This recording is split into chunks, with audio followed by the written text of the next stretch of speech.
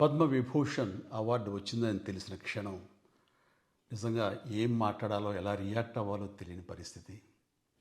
మన దేశంలో రెండవ అత్యున్నత పౌర పురస్కారం పద్మవిభూషణ్ లభించినందుకు నాకు నిజంగా చాలా సంతోషంగా ఉంది.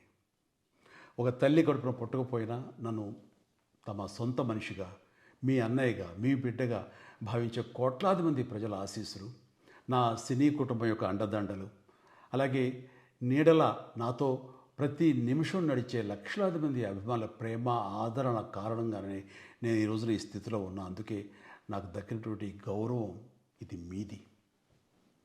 మీరు నాపై చూపిస్తున్న ప్రేమ, ఆప్యాయతలకు నేను ఏమి రుణం తీర్చుకోగలను? నా 45 ఏళ్ల సినీ ప్రస్థానంలో వెండితెరపై వైవిధ్యమైన పాత్రల ద్వారా వినోదం పంచడానికి నా శక్తి మేరకు నేను ప్రయత్నిస్తూనే ఉన్నా. నిజ జీవితంలో కూడా నా చుట్టూ ఉన్న ఈ సమాజంలో అవసరమైనప్పుడు నాకు చేతనైన సాయం చేస్తూనే ఉన్నా. కానీ మీరు నాపై చూపిస్తున్న కొండంత అభిమానానికి నేను ప్రతిగా ఇస్తున్నది గోరంతే. ఈ నిజం నాకు ప్రతి క్షణం గుర్తుకొస్తూనే ఉంటుంది, నన్ను బాధ్యతగా ముందుకు నడిపిస్తుంటుంది. నన్ను ఈ ప్రతిష్టాత్మకమైనటువంటి పద్మవిభూషణ్ అవార్డుకి ఎంపిక చేసిన భారత ప్రభుత్వానికి, గౌరవ ప్రధాని శ్రీ నరేంద్ర మోడీ గారికి నా హృదయపూర్వక కృతజ్ఞతలు. జై హింద్.